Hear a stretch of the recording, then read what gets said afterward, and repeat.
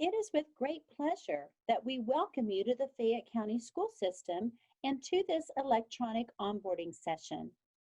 My name is Erin Robertson. I am the Director of Human Resources. You have been selected to join one of the finest school systems in the state of Georgia, and we are very happy to have you as part of the Fayette County School System family. Our track record of returning employees validates the quality of our school system. Each school year, approximately 10% of new hires are returning employees who have worked for Fayette County Schools previously as an employee, as a substitute, or in an hourly capacity. In any industry, excellent service results in continued business and a returning customer. For us, excellent service results in a returning employee. We are very grateful to have you as a new employee. And for those of you returning to Fayette County Schools, welcome back home. We all know educators should make more money. Salary is important, but there are financial benefits to becoming a teacher that you don't see in your paycheck each month. Let's look at this chart. A starting teacher with a bachelor's degree might have a salary of just over $43,000. But that teacher is earning almost $24,000 in benefits that are in addition to the salary. The school district pays into Social Security, pays $945 per month for each employee's health insurance, and puts about 20% of each teacher's salary into the retirement system of Georgia. Ask your friends in other professions how much their employer puts into their retirement. It will be nowhere near 20%. This brings the total compensation to more than $67,000. A teacher with 8 years experience and a master's degree might have a salary of almost $60,000. But the amount of the teacher's benefits brings the total compensation to more than $88,000. A teacher with 20 years experience and a specialist degree might earn a salary of just over $74,000. But the total compensation is almost $114,000. I want to encourage all of our certified employees to get an advanced degree. It increases your pay and it increases the amount the district is putting into TRS for you. So it increases the pay you will receive when you retire.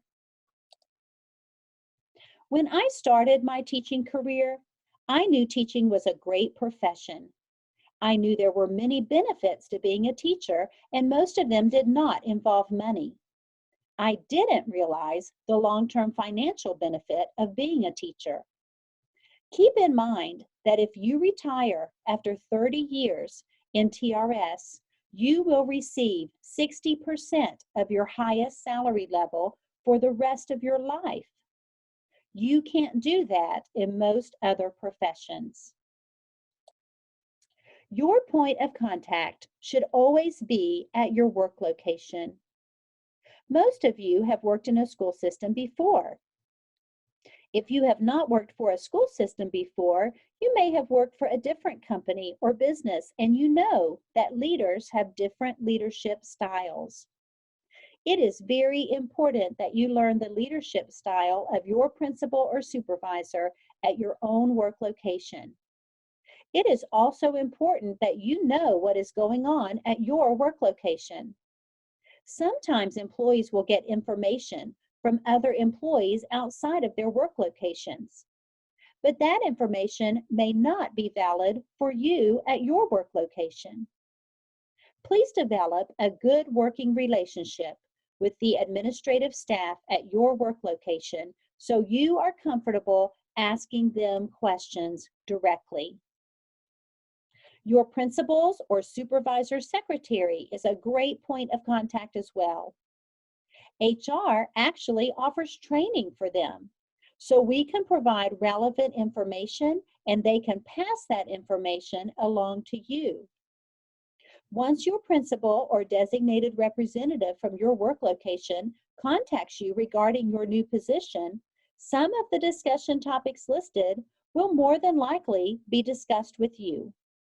If they are not discussed, please feel free to ask questions about these topics or any other topics you may have questions about. All positions in our school system are associated with a calendar based on work days. We want you to be aware of the work calendar for your position so you know which days you should report to work and the days you should not report to work.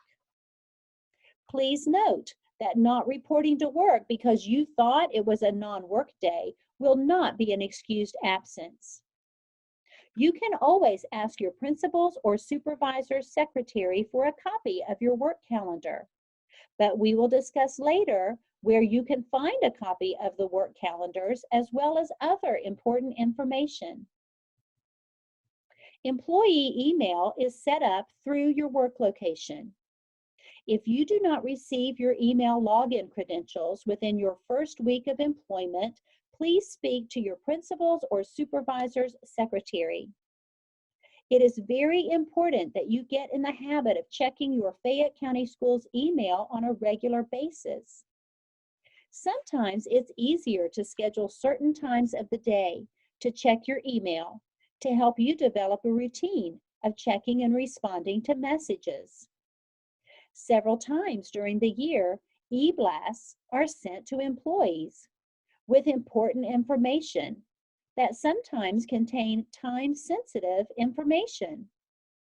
We want to make sure you pay attention to important emails that may require you to take action. ID badges are sent directly to your work location shortly after you begin working. Once you receive your ID badge, you will notice that your employee ID number is listed on the back of the badge. Replacement ID badges are $1.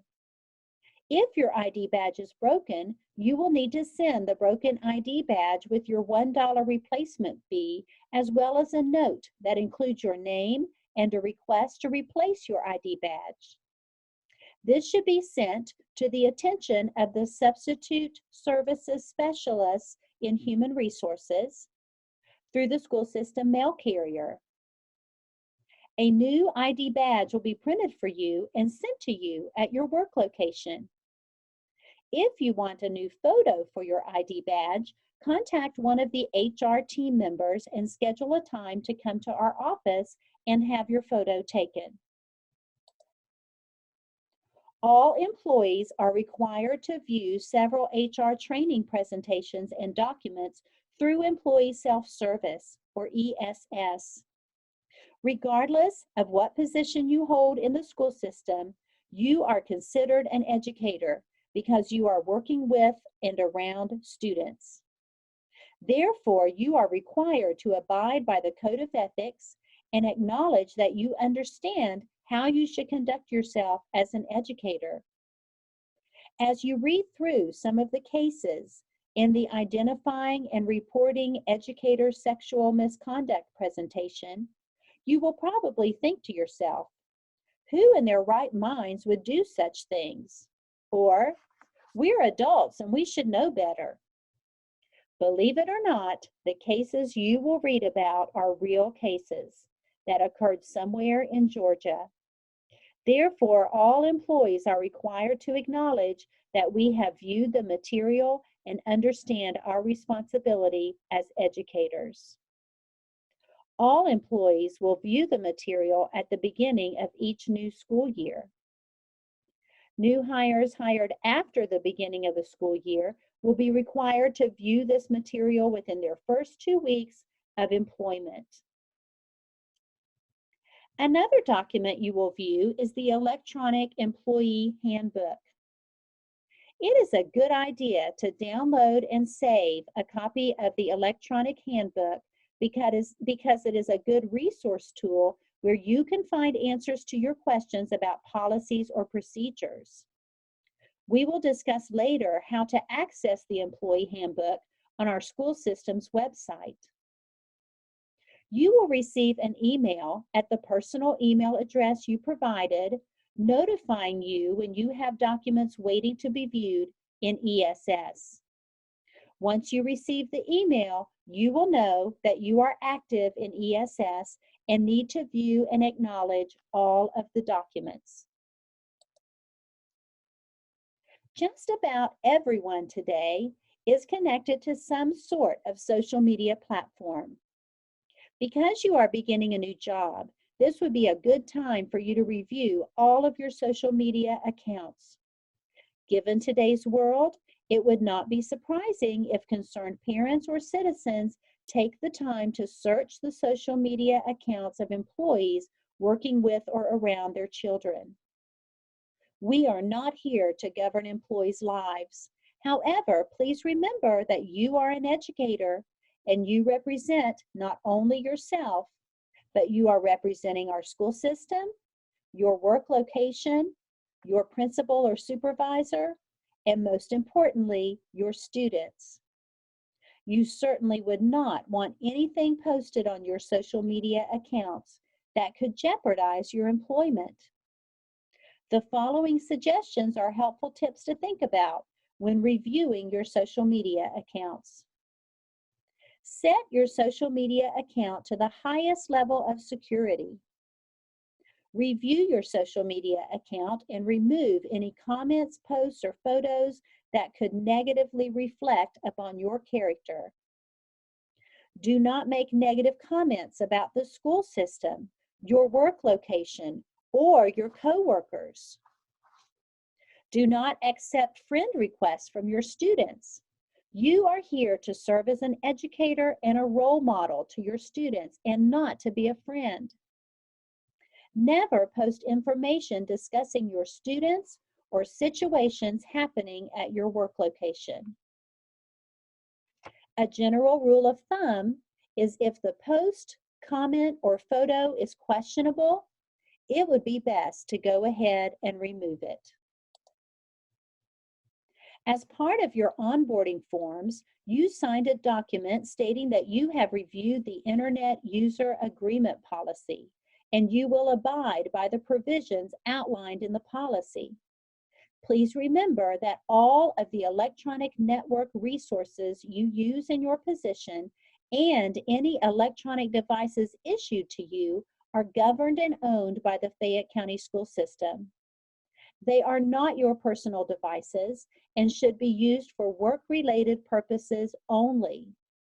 Any other use or misuse could result in disciplinary actions, including termination. This even includes your work email. Please use your Fayette County School System email account for work-related purposes only. Any personal business should be conducted from your personal email account. If you are searching for another job, please do not use your school system email as the contact email for a potential employer to correspond with you. The demographic information that you entered in the onboarding portal will be exported into the HR and payroll platform. It is very important that if anything changes from what you have provided, you notify HR by completing the Personnel Information Change form. We will discuss later where you can find this form. There is a misconception that if an employee notifies their school of a change, then HR is notified also. But this is not the case. The demographic information that we enter into our HR platform interfaces with our payroll system, state health benefits system, and total rewards benefits. It is also listed on your W-2 forms. So it is very important that HR has your updated information at all times. It is a good idea to review your emergency contact information annually. In the event of an emergency, there may be a need to reach your emergency contact using the emergency contact information you have given to us. If the emergency contact information is out of date, we would not be able to successfully reach your emergency contact. Again, it is very important that you make sure you have updated information on file with HR at all times. Employees in a benefit-eligible position who do not live in the Fayette County School District are able to enroll their children in Fayette County schools. You must have legal guardianship of the child in order to apply. Please note that once you are no longer an employee of the Fayette County school system, your child or children will be withdrawn. You will receive a new hire newsletter after your fingerprinting appointment with information about how to apply for special permission. The intranet is a helpful resource to all employees. Once your email has been set up, you can access the intranet from any computer with an internet connection. All schools and departments have their own website pages as well. You can access the Fayette County Schools intranet from the FCBOE homepage. Please look at the red arrow in the top right corner pointing to the Employees Only link. Clicking on the Employees Only link takes you directly to the login for the intranet. Please remember that your Fayette County Schools email account must be set up before you can log into the school systems network and the Fayette County Schools intranet. Once logged into the intranet, you gain access to the internal pages that only employees can view. By clicking on the Staff tab, you will notice several helpful links that you can access. Please notice under the E section, you can access employee calendars, employee mail, and ESS, HR and payroll information. Remember that we mentioned these resources earlier. Also mentioned earlier, each department has its own pages on the website, and you can access them by clicking on the department's tab. We're going to direct your attention to the Human Resources site at this time. The column to the left shows all of the links you can access on the Human Resources site. I want to point out the link to eForms. This is a listing of all of the electronic forms accessible to employees. You can simply download and print the form, complete it, and return it to the appropriate Human Resources team member without having to leave your work location. Earlier, we discussed the personnel change form that should be completed to change any of your personal information. The number of work days are often used when referring to employee groups. For example, employees who work year-round are referred to as 240-day employees. Our pay cycle runs from August to July for all non-240-day employees and from July to June for all 240-day employees. Non-240-day employees will be paid through July 31st for this school year. Certified employees must work through their last work day of their contract, and non-certified employees must work through the last day of their work calendar for their position. Employees who leave their positions prior to the last work day of their contract or work calendar for the position will not be paid through July. All employees are paid monthly on the last working day of the month. Just a reminder that the last working day in the month of December is normally before the semester break, so please keep this in mind when we approach that time. Salaries will be prorated for employees who do not start at the beginning of their work calendar. The finance department will send a salary notification sheet to you at your work location, so please be sure you know where your mailbox is located at your work site. The remaining slides are for employees who hold or will be issued educator certificates or paraprofessional licenses. Ms. Jennifer Battles is able to assist you with the process for requesting an upgrade or adding a field to your certificate. Always remember that certificate renewal requirements are based on your professional learning plan or goal that your principal or supervisor has in place for you. It is very important to engage in job-embedded professional learning at your work location. Ms. Battles will contact you before your certificate expires with instructions for the renewal process. Hopefully, each of you already has a MyPSC account, but I will give you some reminders about how to access it. It is very important that you have an account set up and know how to access it. The Professional Standards Commission has recently changed procedures and now will require each account holder to log into his or her account to process most transactions and requests. When you visit the MyPSC website at www.gapsc.com, you will see the MyPSC login or register link in the top right corner.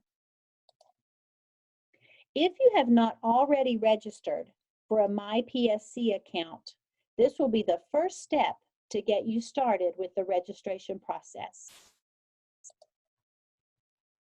The PSC has asked that all upgrade questions be directed to them. It is important to check upgrade options by clicking the Certificate Upgrades link under the Policies and Guidelines tab before you start a certification program.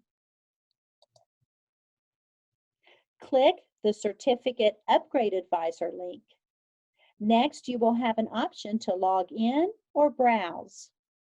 It is best to select the login option so the PSC keeps a record of your upgrade request on your MyPSC account. This slide applies to certified employees who have worked in other school systems. In order to calculate your salary, we need a verification of professional employment form from each of your previous school systems.